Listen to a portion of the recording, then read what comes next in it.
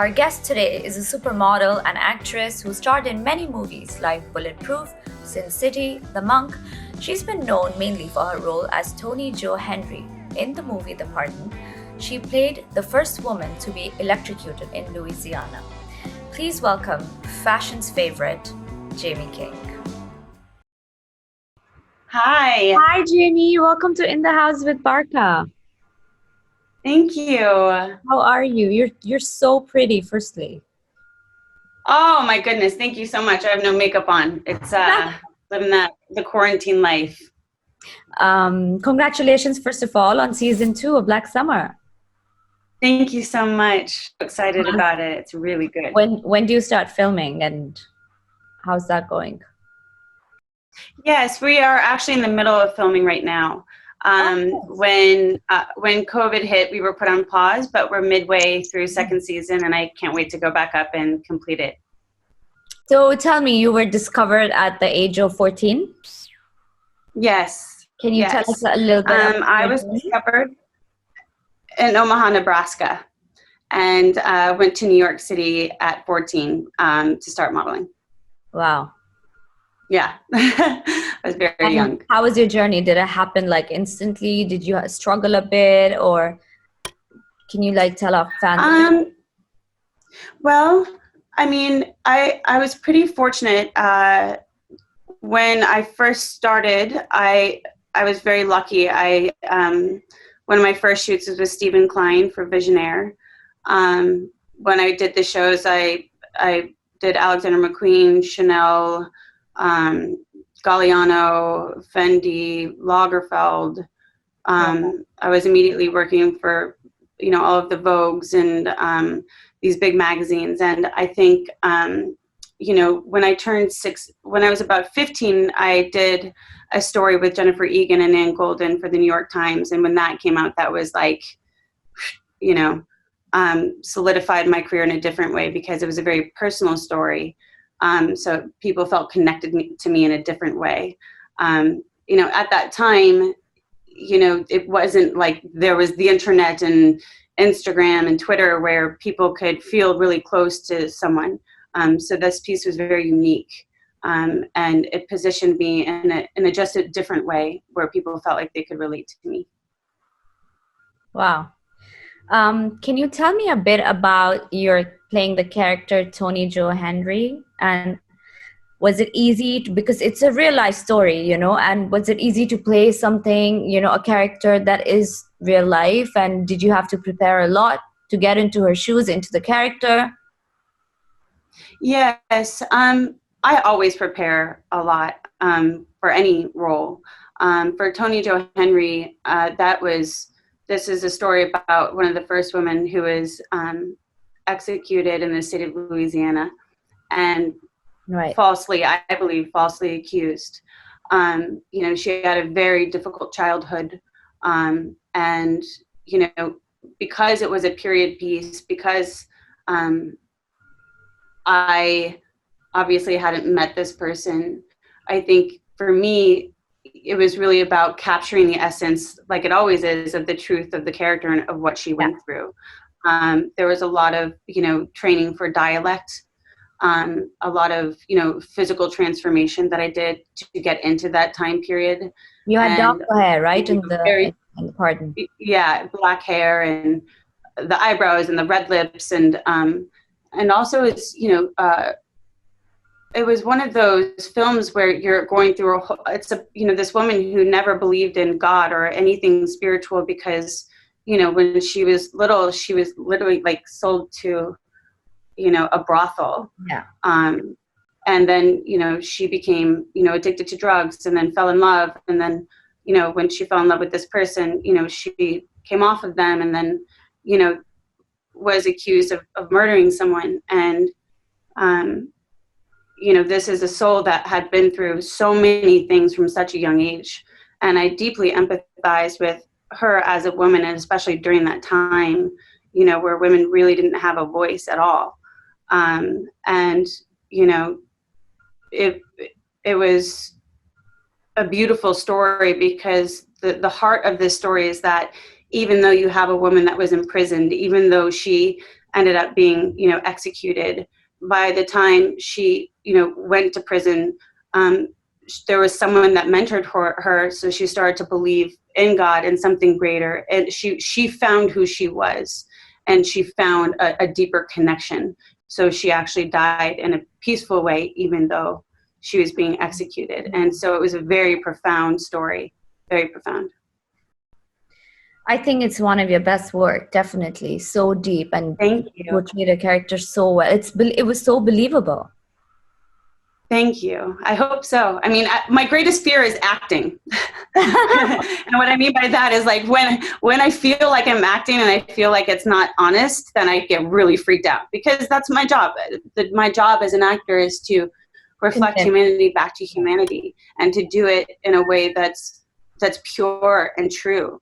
And so that's one glorious thing about my craft of what it is that I do, is that it's a limitless craft. There are different ways to approach characters, different ways to use your body, whether it's through animal work or Alexander technique or the method, or, many, many different schools of thought and training. And so I train all the time, because every character that I play is just another opportunity to go as deep as possible, Yeah. And so that there's something that's just, it's such a gift.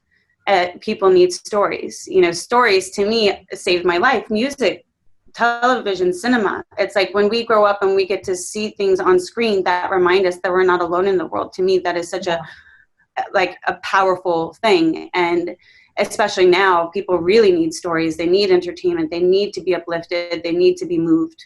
And I think, the good thing about what's happening more in Hollywood now is we're seeing more through the female gaze. We're having more female directors. We're seeing, more people of color writing, directing, starring.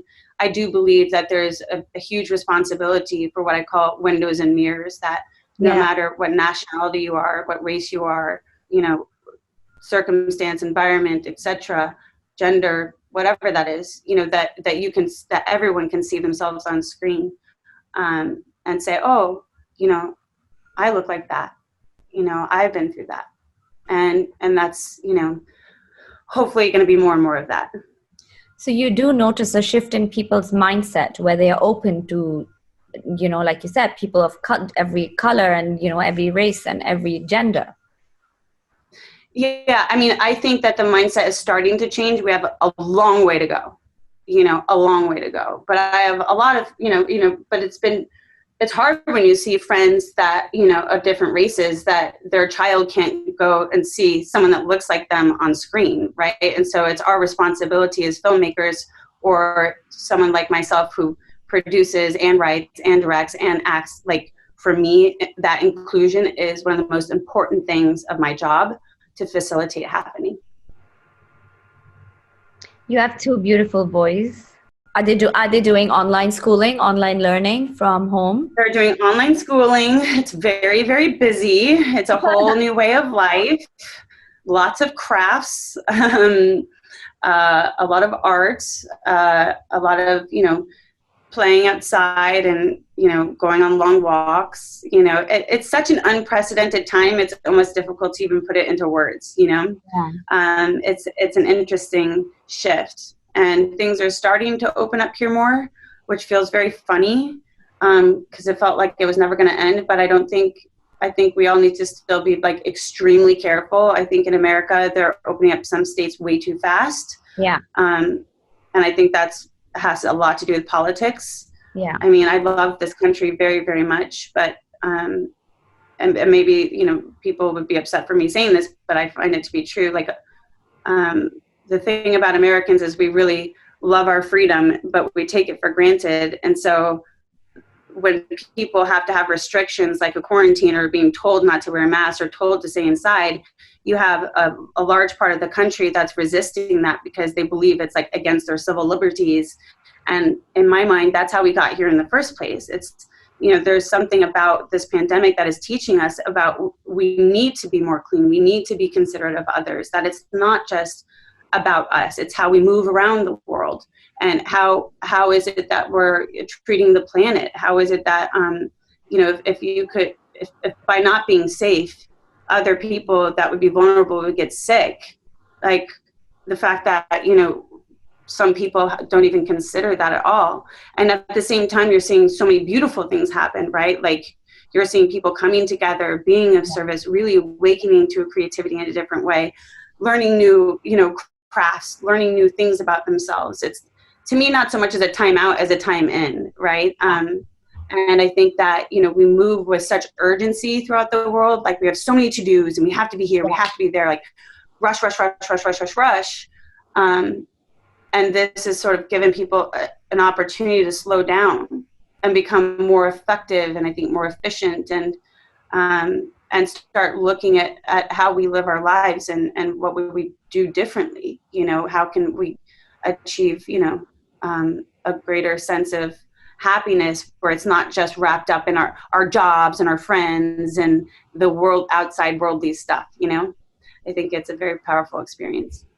I completely agree with you because I feel spiritually, if you look at it, I think it's a huge wake-up call for all of us. That's what I feel. Very much so. Very much so. You know, I post a lot about mental health. I post a lot about meditation and spirituality. You know, I feel like, I mean, even myself, I've gone through so many different emotions, you know, during this time. And I know that many of the people that I love also have, you know, but I'm seeing a much deeper awakening because people are, you know, able to go in and meditate and read and just be with themselves. And even if it's uncomfortable, right, or distressing at times, which it is, at least we can sit with that, move into an acceptance of it, and I don't know, turn it into something beautiful. Definitely. I read about The Body Keeps the Score, the book that you spoke about on your story. Can you tell me a bit about it? Because I love to read, and you said it really, you know, resonated with you and changed your thinking and your life. So I want to know a little bit about it. So The Body Keeps the Score is a book by one of the world's leading trauma experts. Wow. And it's a really important book. It's important because it explores and tells stories about trauma and all types of it and how we can deal with it. You know, Dr. Bessel van der Kolk is, to me, a real genius. And everybody kept talking to me about this book. Have you read this book? Have you read this book? And when I read it, I was like, oh my God, this is like, that's so extraordinary. And it talks about how you can heal through arts, how you can heal through different modalities, how trauma impacts the body, what it makes you feel like physically, how it impacts your brain development, how we respond, right? Some, you know, people that grow up with trauma, and it could just be one event, right? And we think of trauma as something that has to be some extraordinary thing, right? Yeah. That happens that you remember that, and that, you know, that there's only certain people that have experienced it, right? Mm-hmm. There's so many people that have grown up with developmental trauma or had an incident that maybe they would relate to someone else as like, oh, well, theirs is so much worse than mine, but it's still, it still can react in the body in the same way, which is why we have so much anxiety. The suicide rates are through the roof. It's like, if you look at what's happening in this modern world, it's because I think people are working through a lot of trauma and they're not aware of it. And the one thing that, you know, that really struck me in this book is when we have any incidences of trauma at all, our pathways develop differently, right? So the organ that causes fight or flight will start developing stronger pathways on this side of the brain. And so one little thing will happen and then someone will feel very anxious, go into fight or flight, and then it hits the frontal cortex. And then this is the area of our rational thinking, our decision making, right? And so it's really interesting to me to learn about how it works, and in a way that that not only people can resonate or understand, but I think, you know, for me as someone that studies human beings for a living, you know, it not only helps me for myself and what things that I've been through, but also like understanding and empathizing, you know, with other people and, you know, other characters that, you know, I bring to life. It's interesting because I read about, you know, a lot about neuroscience, because and trauma myself, because I was diagnosed with lupus when I was 21. And, as a result of that, I was pregnant with my first child when I was diagnosed with lupus. And eventually I lost my son in my third trimester. So it was a lot of trauma. And That's a lot of trauma. yeah. An autoimmune disease is actually most autoimmune diseases, at the base root of it is trauma. Because I have severe endometriosis, adenomyosis, PCOS, and I know many people with lupus, and as you know, I lost many babies, so I deeply empathize with what you went through. He actually talks about that in this book of how the trauma manifests in autoimmune disease as well. I completely believe that it's something even in your childhood, or it's a bad memory, or like you said, it's a trauma. It's something that really your body starts replicating symptoms or creating symptoms much later. So for me, I have a 12-year-old son now. So I just feel like me, I have to be careful in, raising him. And how do we, in a positive environment so they don't have that in the future? Oh, exactly. I mean, that's a big reason why it's so good that you study this and that that you learn about neuroscience. And I think, we have very similar stories, right? So yeah. It's very difficult, like unless someone's gone through it, it's difficult to explain, but we can still empathize. And I mean, I'm consistently looking at like how the words that I use with them, creating a safe space so that they know that they're supported, that they're safe, that they're loved, that they can share what they're experiencing without being afraid of sharing their feelings. Just very encouraging and doing whatever it is that I can so that they don't have the same patterns that I grew up with. You know what I mean? Yeah. I want them to always, at the fundamental level, know that they're safe and supported and that I'm here for them. And again, it seems so simple, right? Yeah. But we have learned behaviors from our parents and their parents. It's intergenerational. So in a way, it's not that it's good or bad. It's just, reframing how we speak to our children, and boys, right? Yeah. Just reframing it so we're allowing them to express more openly without the shame of it, so that they can, grow into, strong, loving, supportive, happy, healthy beings. Tell me about your clothing line. Did your sons inspire you to? Because I love the concept that it's gender neutral. And I did make my son wear a lot of baby pink when he was young. And I'm like, why does he have to wear blue? So I completely, like, honestly, when I read about you, everything, I'm like, oh my God, I'm reading about myself. It's crazy. Yeah.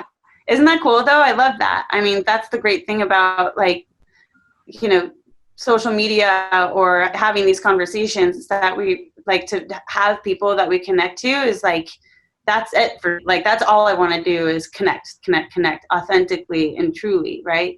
The clothing line is called Gardner and the Gang.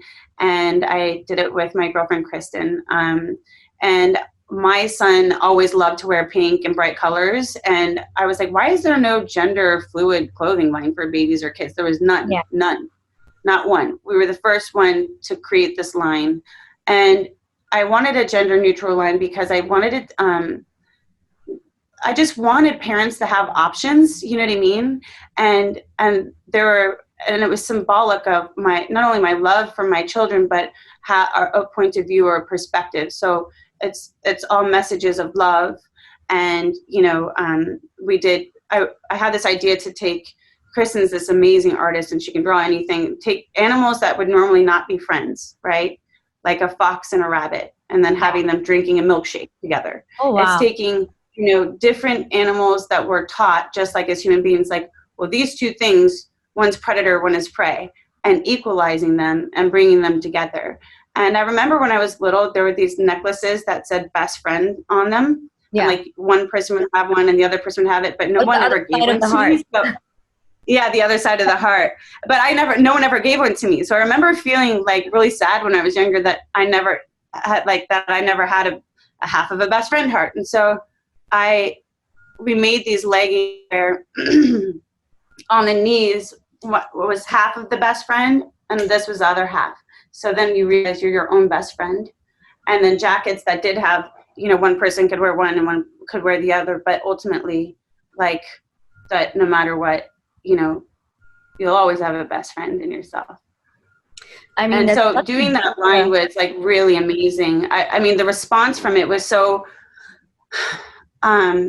overwhelmingly positive and loving and supportive and beautiful. I couldn't believe the press and the media around it, like some of my most favorite publications. And I was just so grateful, because then all of a sudden it was like, oh, this wasn't just an idea that I know that we needed, but then immediately other people started creating, gender neutral lines for kids, for adults. And it's like that, spark.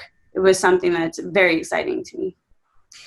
I think even though that you think that might have sparked a movement of, creating clothes on those lines, but then your clothes, like you're saying about, it has deeper meaning, like the knees having the heart, and it's just you're your own best friend. And there's so much thought process that went into designing each piece. And I just, nobody can imitate that, I feel. Thank you. I wish you could sell those in Dubai. It's not available here. Oh, well, my partner is in Dubai. Oh, wow. Amazing. Yeah. I must connect. She's in Dubai. Yes. Oh, I should connect you guys for sure. You would love her. She's amazing. Well, they lifted the lockdown like half, so we can meet a bit as long as it's 2 meters of distance and it's not too many people. Oh, yeah. You two would be like this. Well, we need you here. Like, I can't wait to see you here in Dubai. I know. I need to come. Well, can you tell some of your fans in Dubai and India and everywhere on how you're staying sane, staying fit, looking so beautiful in quarantine time? My goodness. I'm like, oh. I've been doing a lot of yoga, and I did it live on Instagram the other day. So I'm going to try and do more of that. I walk a lot. Staying sane is always staying sane is never easy. But part of it is just being really gentle with myself, and not expecting myself to feel one way or another about something, and just allowing myself to kind of go through this like grieving. It's a strange grieving process, especially because I was in the middle of filming my show and doing something that the thing that I love the most besides my children is making stories for people. And that was really hard. And it was very difficult because I haven't been feeling creative. And as someone that creates all the time, I felt like I was judging myself because I was like, oh, everybody is doing all this creative stuff. And then, I spoke to, a few friends of mine that are, really amazing musicians and actors, and I asked, like, are you writing songs? Are you, what are you doing? And I remember one of my girlfriends saying, no, I'm literally choked up. Like, I feel like I'm choking.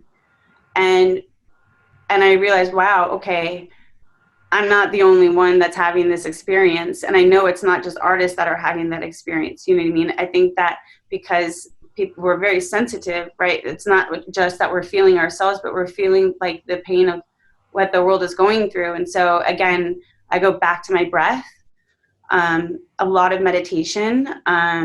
I do, one of my best girlfriends is Dr. Barbara Sturm. And so I just do a lot of Barbara Sturm face masks. But I live on those face masks. Oh, it's the best. She had a mask-a-thon this morning. She's been preparing like crazy. She's been working so much and creating such great content for people. It's really, she's just an extraordinary human. She's doing a talk with our friends, like a Zoom chat with 10 of us in Dubai, actually, in 3 days. And I'm wanting to tell her that I get a lot of like eczema and skin redness because of lupus and all the medication. And her calming serum is the only one that has like done wonders for me. Oh, I'm going to tell her that. Yeah. I mean, because I think that anyone with an autoimmune disease, like her stuff is so fantastic because the basis of everything that she does is science. And it's for her, it always goes back to inflammation in the body. How do we reduce the inflammation in the body, which, is like not an easy thing to do. But her products, her supplements, purslane, the herb that she uses is very anti-inflammation. And the calming serum is like extraordinary. I have friends that have the same thing, and I have eczema too, and it's like a game changer. I think that's what made me get into beauty as well, because I wanted to create products that were good for every like type of skin and even sensitive and stuff. But you don't really need anything. Oh, well, it's because of Barbara, because all I use is Barbara's stuff. Like, that's it. It's like, that's the reason why. I credit it, genetics and, all of her amazing And your serums mother, and things obviously, like that. Nancy is like beautiful. How is it like? Oh, I think love? she's so beautiful. I know, and you two are really close. I see the pictures that that you post on and on with her, and it's so nice to have that connection. We undervalue family, I feel. Yeah, and I think that's another thing that quarantine is teaching people. It's like to go back more and to not just a family unit, but whatever your chosen family is, right? Because some people, they don't have their families, or they don't have their parents, or they don't have children, or they have to choose a different kind of family. So I really like that people are cooking more at home, being together more at home. A lot of people are also, I'm sure, at each other's throats half the time, but it's like bringing that commingness together. And, I just feel so lucky to have I love my mother. And, once I became a mother, I really understood in an even greater way not only how challenging and difficult it is, but how much our parents sacrifice for us, and that they're just human beings doing the best that we can, right? Like the best that they can, just like we are. I mean, we turned out perfectly fine, so I'm pretty sure you're going to do a great job with your boys. Thank you. I want to ask you, is there any charity that's close to your heart? Because through this meeting, we're asking people to, just open up their hearts and donate to people out there who are in need. So is there any specific one? And I would like to give the message. Yes. If there's anything you would like to tell your viewers? Well, I work very closely with Baby to Baby. And my girlfriend Kelly and Nora started this foundation. And Baby to Baby is so extraordinary. Essentially, it's providing essentials for families and children that need them. I mean, for any natural disaster that's happened, they're the ones that send the diapers. So gently use clothing, gently use baby items, backpacks with, toothbrushes, soap, shampoos, any essentials that a child would need, not just a baby, but children would need.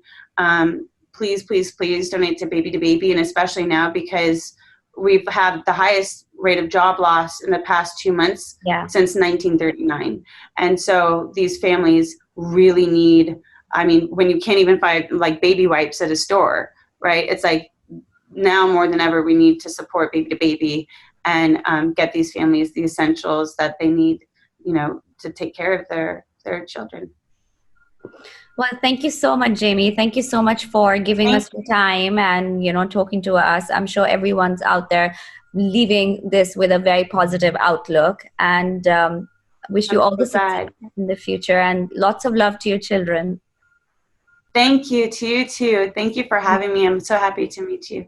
Likewise. Bye. Thank you so much. Stay happy and healthy. Bye.